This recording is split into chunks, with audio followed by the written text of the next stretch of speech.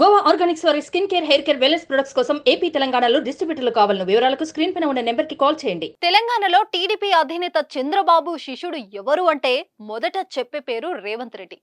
ఆయనను ప్రతి ఒక్కరూ చంద్రబాబు శిష్యుడుగాని అభివర్ణిస్తారు. కానీ ఆ మాట ఎవరైనా అంటే తంతా అంటున్నారు రేవంత్.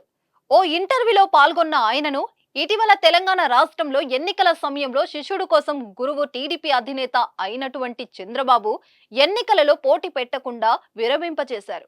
ఇప్పుడు ఏపీలో చంద్రబాబు గెలుపు కోసం శిష్యుడు ఏదైనా సహాయం చేస్తారా అని ప్రశ్నించగా తీవ్ర ఆగ్రహంతో ఊగిపోయారు.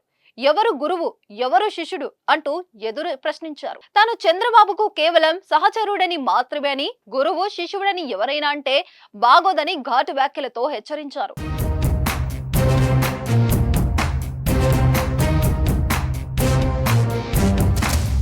తాను ఎమ్మెల్సీగా ఇండిపెండెంట్ గా గెలిచిన తర్వాతే ఆ పార్టీలోకి వెళ్లానని, టీడీపీ పార్టీ అధినేత చంద్రబాబు కాబట్టి పార్టీ అధినేతగా ఆయనను నేను గౌరవిస్తాను అంతే తప్ప మరేం లేదని వెల్లడించారు. ఏపీలో కాంగ్రెస్ పార్టీ అధ్యక్షురాలు షర్మిల ఉన్నారు. ఆమెను ముఖ్యమంత్రి చేయాలని కేవలం వైజాగ్ వెళ్లి ప్రచారం కూడా చేశామని తెలిపారు.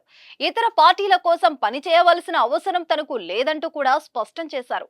ప్రస్తుతం ఈ వీడియో సోషల్ మీడియాలో వైరల్ గా అవుతుంది.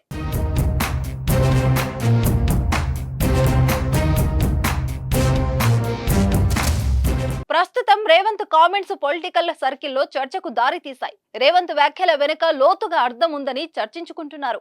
ఇటీవల రేవంత్ చంద్రబాబు ఒక్కటే అని వైసీపీ విమర్శలు ఎక్కుపెడుతుంది. చంద్రబాబు కోసం రేవంత్ రెడ్డి పని చేస్తున్నారని ఆరోపిస్తుంది. అలాగే ఇటీవల ఓటుకు నోటు కేసు వ్యవహారంలో సుప్రీంకోర్టులో విచారణ జూలై 24వ తేదీకి వాయిదా పడడంతో మంగళగిరి ఎమ్మెల్యే ఆళ్ల రామకృష్ణారెడ్డి మాట్లాడుతూ ఏపీలో టీడీపీని గెలిపించేందుకు రేవంత్ రెడ్డి చంద్రబాబు కుమ్మక్కయ్యారని కామెంట్ చేశారు. ఈ క్రమంలోనే చంద్రబాబు తన గురువు కాదంటూ కామెంట్ చేయడం చర్చనీయాంశమవుతుంది.